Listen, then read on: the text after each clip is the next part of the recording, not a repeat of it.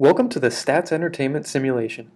In this simulation, you will use some basic statistical tools and techniques.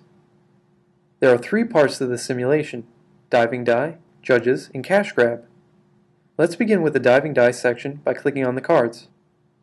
A die will perform 6 dives into a pool for a spirited diving competition.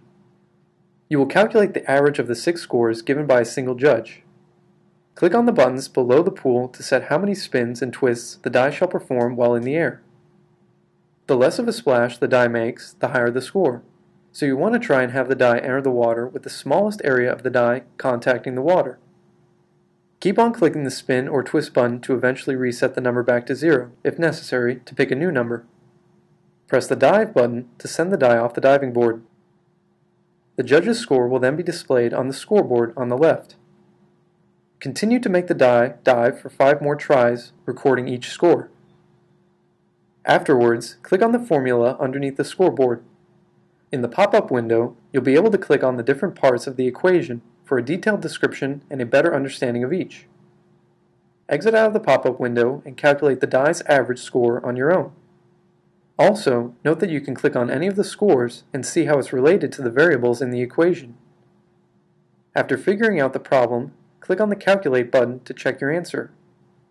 If at any point you would like to remove the last score from the board, or all the scores, keep on clicking the Reset button.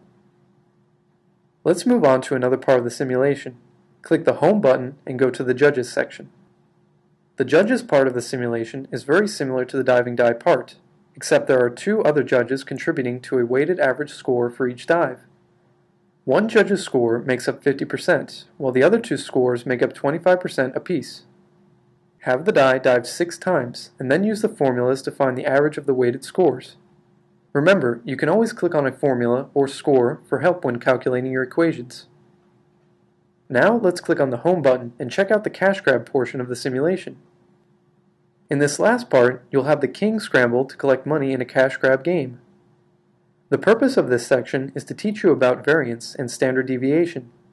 Click on the Start button to let the money fly. Continually press the Grab button to have the king randomly grab some money. After the first round, have him go through 5 more rounds before you attempt to calculate the variance. Once again, you can always click on the round results or the formula for additional help. After you find the variance, use it to evaluate the standard deviation. Check your answers by clicking on the Calculate button.